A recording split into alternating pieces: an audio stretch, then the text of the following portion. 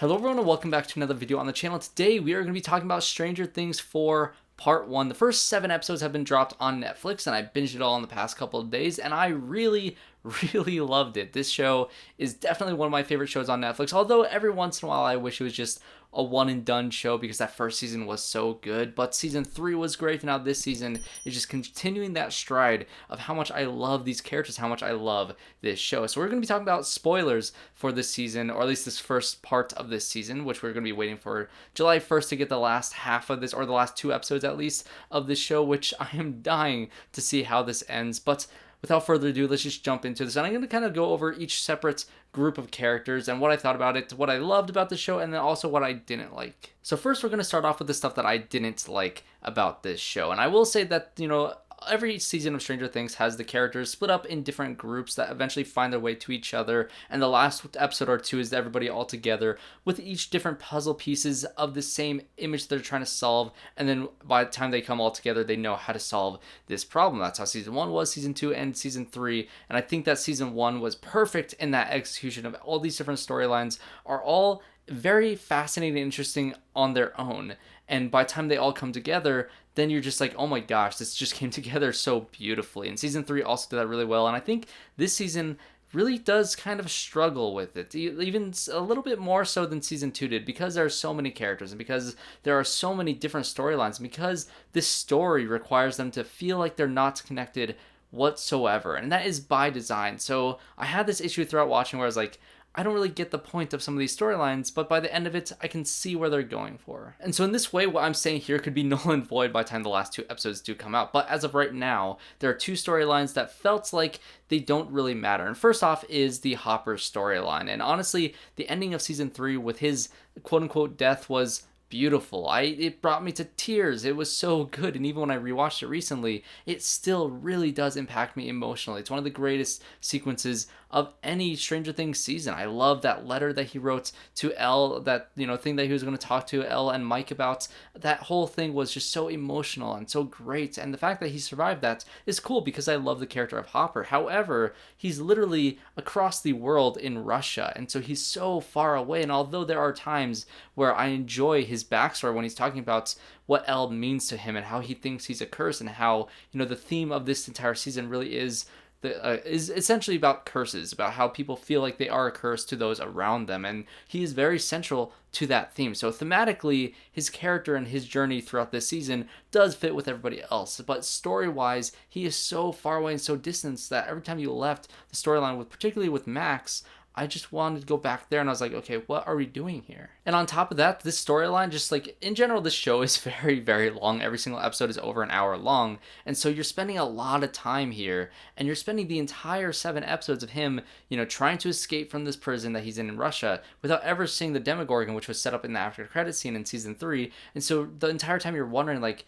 what are they doing in this prison? It's just a normal prison. I thought it was more tied to the Upside Down. It really has nothing to do with what they were doing in season 3, which I think is my biggest issue with Hopper's storyline in this season. He's just in a normal Russian prison that just happens to have a Demogorgon there to eat a bunch of prisoners if they get out of line. In the teaser for the last 2 episodes, you get to see inside that Russian prison that they possibly have imprisoned the Mind Flayer, which is another thing that I thought was kind of missing from this season. But like I said, we have not seen the whole picture yet, so this could very much change my opinion on this show in general as it is right now, that it feels so separated, that it feels like it doesn't matter, but maybe it does. Maybe they have the Mind Flayer there, maybe when they close off that gate, it escaped through the gate in Russia. I don't know how it happened. And also another problem I have with Hopper's storyline is the fact that he just kind of fell below on deck, and Joyce didn't think to look over the edge in the very least to see him just down there, and she just assumed, and they were in a rush to get out of there, to be fair, but it's just like, I feel like it should have been a more complex way for him to have survived that. And so kind of switching it up, let's talk about the things that I liked about this Russian storyline. For one,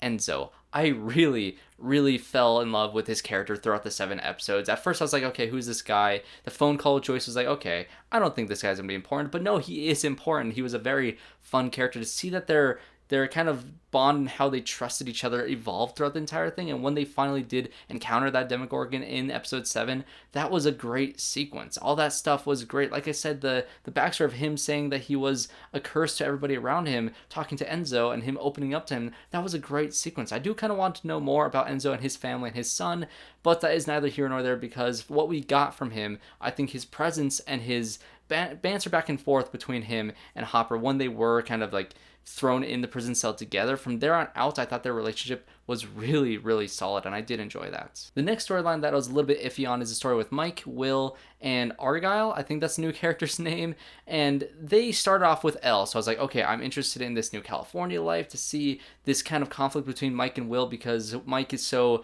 fascinated with Elle. I wanted to see what happened to her, and Elle is being bullied by all these people, and just that high school dynamic was fun to see between those three characters. But again, that conflict between Mike and Will, it was very thin, because they kind of just got over that really fast in just one conversation that they had with each other. And in terms of arcs, they didn't really have one at all. And there was some great sequences, like when the police raided their house when they're all in lockdown, when they're under house arrest, when they're trying to escape through the pizza truck with ARGYLE. That was fun. ARGYLE's character in general is a fun presence. He's very funny comedically. I enjoy his presence there, and his banter with, of course, Jonathan was pretty solid as well. But their storyline in general felt the most disconnected, even more so than the Hopper one, because I can see where the Hopper one is going with Joyce and with Murray, and then the Mike thing with them going to Susie's house in Utah. I see how it's somewhat connected, because they're just trying to get to Elle, and by the time they get to Elle, they're going to figure things out, and they're going to go back to Hawkins. I can see the direction that they're going with it, but I don't see what they're doing currently right now, besides finding Elle, is going to be so integral to the story, and their arcs that they've gone through feels very inconsequential, honestly, even more so than the Russia stuff. But the Russia stuff seems so far away, they also just feel so disconnected. Now let's get into the stuff I loved about this show, because my overall opinion on the season is that I loved it, because all these different storylines, although they do feel disconnected, have some great stuff to them. And my favorite by far was a storyline with Max. And Sadie Sink was in Fear Street, and she was in my favorite, movie of Fear Street. She was in the second part, and she was phenomenal. She was phenomenal in season 3, and I did enjoy her start in season 2, but her character has evolved so much in this show that I just come to love her character. And when they got to episode 4, I just want to gush about episode 4, which is directed by Sean Levy. My God, that episode is so incredibly, it's so well done, and the emotion in that episode and that build up from episode 1 to 4 felt like a climax. Like, it felt like a season finale for some previous seasons of Stranger Things. That's how important it felt, because a lot of times in Stranger Things, there's a kid that is in danger of dying, and it's one of our main groups. Usually it's Will, but this time it was Sadie Sink's character, and I just thought it built so well. And the villain character of this being Vecna, who's essentially kind of mentally connecting with people in the real world from the upside down, and making them twist and break their bones and having their eyes implode into their skull. It was a very, very dark thing. It's not as gross or disgusting as season 3, with people literally exploding into a bunch of meaty bits and turning into a giant mind flare monster. Like, that was insane. That was crazy. But this guy is pretty intense, and especially when they're building that, where you're having different people being in danger of, having this curse put upon them, and having them slowly see some, I guess, sins that they have committed throughout their life. And of course with Max, it was the fact that she didn't go out to try to save Billy at the end of season 3. And I think that is a great way to take her character, because I really did, by the end of season 3, really care about Max, and especially her sadness when Billy dies. I really did feel that, and to just completely abandon it, I think would have been a mistake. So the fact that they're diving into it head on, because that was one of the most emotionally charged things in the last season, especially since Hopper is actually still alive, since that did have consequences, since there was some real life stakes, and because there can be some regrets on her end, I love that they really dived into that in this episode. In terms of all the characters in this entire season, I really did like her story the most, because again, it was the most emotional, it's the most character based, and it was the most psychological too, because this guy's literally getting in her mind, showing her these terrible things. At a point, she even sees Billy and she's talking to him, and he's just rejecting that letter that she wrote to him. And honestly, I was really scared that they were going to kill her, because I heard some crazy things about episode 4, and although they didn't kill her, she was integral to finding out, the place with the backstory of the actual villain. And so all that stuff really, really did come together, and I really enjoyed that entire storyline of that building from episode 1 to 4. And although that storyline kind of ends there, it's just kind of put on the back burner for the last 3 episodes, for that 4-episode run, that was so investing. That is what kept me turning each episode on one at a time, just so invested in what was going on in that story. And of course, the story has the most kids in this group. The people in Hawkins are the people that I was connected to the most, although I do love Mike's character and Elle's character and Will's character, all of them since they were apart. Being in Hawkins is really the heart of the show, and so seeing Steve and Robin and Nancy and just everybody involved in this, Dustin of course, and his banter with always being stuck with Steve and Steve always being the babysitter, they are easily my two favorite characters. I am a little disappointed in Robin's involvement. She had a great moment at the mental institution, and I do love her character, and I see that they were setting up a little bit of a romance thing with her at the beginning of the episode, having a crush on this one girl in the band. But they kind of dropped that. They have not gone back to that yet, and I'm sure in the last episode she's going to have the courage to ask her out, and that'll be all great. But I do wish her involvement was a little stronger in this season, but I still love her banter with her and Steve working the video store that was set up in season 3. That I got everything that I wanted out of it. And just this group of kids were really solid. And Lucas, at the beginning of this, since he was separated in this basketball team group, that just kind of the jocks in the school who are hunting down Eddie's character because he thinks that he killed his girlfriend at the beginning, even though it was the whole Vecna thing, and they know what's going on and they don't know what's going on. He's basically making this mob of angry civilians that are just trying to blame video games and blame D&D for making people devil worshippers. That whole thing is, I love to hate him. He has a very punchable face, so in that way it's very effective, and to just add pressure to the main storyline happening in Hawkins was a great addition to have. And another relationship that is really growing to something that I didn't think I'd like as much as I do is the Lucas and Max storyline. Their relationship, since they broke up in between season 3 and 4, since they broke up, and that void that has been split between them, and you slowly see them growing back together throughout the season, I just love their characters. And seeing Lucas trying to be a part of the cool kids and kind of feeling lost in his own way, and having Max feeling lost in her own way because she feels that guilt. Again, these mirroring storylines with these characters work really well. So everybody in Hawkins, I absolutely adored their storylines from beginning to end in episode 7. And of course, having that cliffhanger at the end of 7 with Nancy being stuck and seeing the backstory of Vecna and her connection to Elle, that is a lot of great stuff. I'm very curious to see where that is going to go. And speaking of Elle, that is a character I want to talk about last in this review, because this is a storyline that's I was into at the beginning because of the high school dynamic with Mike and with Will and with the bullies and stuff. It was fun. It was entertaining to watch. It felt more in line with the tone of season 3, even though this season in general has a very dark tone. It has a very more mature tone than previous seasons. And so it was nice to see that little joy at the beginning, but then she gets ripped away and she is in the lab with Brenner, who has survived from that season 1 attack with the Demogorgon. And of course you have, Paul Reiser's character in this place too, and you have them in this facility and her digging into her mind and trying to figure out why she has lost her abilities and trying to find a way back to it. And this storyline, honestly, I was pretty conflicted at first, and this is the reason why I say that I reserve the right to change my opinion on those first 2 arcs because of her arc in this, because I felt that it was very disconnected. I thought we were going down a route of season 2 where she was kind of off on her own thing, and I didn't like her storyline in season 2, so I was worried we were going down that same path. But the way they ended it in episode 7 with, her being in the facility, when she was a kid, and she's being tested in all these ways, and I do think they dragged this out for quite a while, because I think every storyline was pretty much dragged out for a little longer than it should have been. But finding out that this orderly inside of this facility that she was in when she was a kid, being number 1, being the first person to be experimented on by Brenner, was a brilliant way to turn this character and turn this arc so important, because that character was thrown into the Upside Down by Elle, and he is the one who actually is Vecna, who's causing all these things.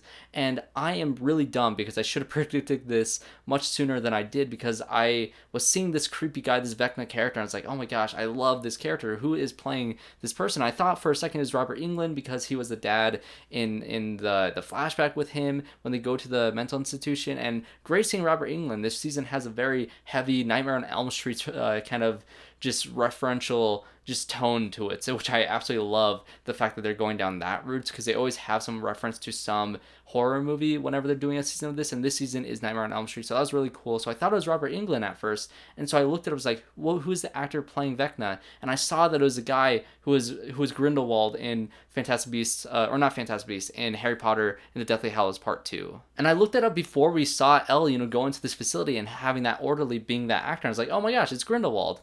Why did I not put 1 and 1 together? I literally spoiled this for myself because I looked up who was Vecna, or who the actor was playing Vecna. I was like, huh, I wonder why it's the same actor playing this random orderly and this main villain of the show. I'm a complete idiot. I can't believe I did not put the pieces together. I put it together right in the middle of episode 7, essentially. I was like, oh my gosh, I spoiled it to myself, and I didn't realize that I did. I'm glad I didn't, because that twist was so good. And seeing the massacre in this Hawkins laboratory, with him being the one who killed all these people, and having that tied directly into Eleven's storyline of her thinking that she's inherently violent, essentially, because she attacked her school bully in California, and because she's having all these thoughts she wants to hurt people. She was violent in season 1. She killed all these people in order for her to escape this facility, and her storyline kind of does mirror that of 1's, just not to that extreme of an extent. And so I'm very curious to see how she is able to take him down once again, because of course she's going to take him down, because she literally defeated him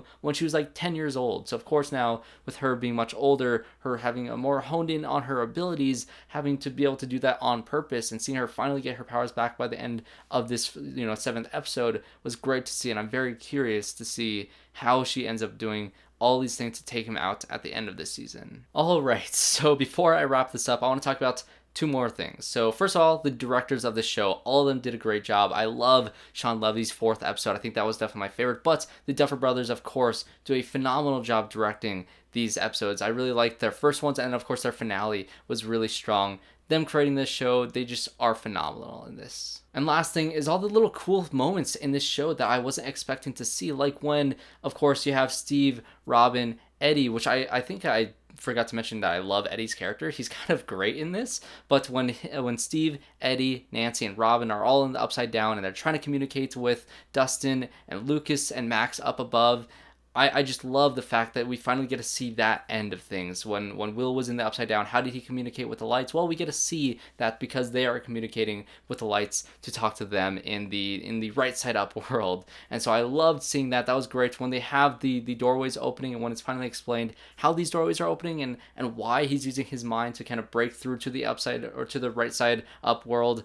Kind of hard to explain, but that's creating all the portals at the different murder sites. That is a great way to explain away these different things. I really love the fact that they have this, they're actually upside down. They see the portal above them, and they've thrown down the rope, and that was just really cool. The fact that, they're invading minds, and this, visual style of the upside down in this world that Vecna has created in this house was really cool. The haunted house aspect of it was really cool. This entire season has had a lot of really interesting, just small moments that were just so interesting to see, and the creativity of this world and the directions that they can go with this concept has grown so much since the first season, and the scope of this season is incredible. They're throwing so much money at this show, and you can see every single penny on display. This show is one of my favorites on TV right now. Have you guys seen season 4? What did you guys think of it? And what are some of your theories for part 2? I'm curious to hear your guys' thoughts in the comments down below. If you enjoyed this video, make sure you guys subscribe and leave a like on this video, and also check out other videos that I've uploaded recently. I did Obi-Wan Kenobi, the first 2 episodes, and of course I did Top Gun Maverick, which was a fun review to do, and also Men. So definitely subscribe to the channel if you want to see more reviews just like this one, and I'll have coverage of the last 2 episodes when those come out in July. So thanks everyone for watching this video, and I hope to see you all in my next one.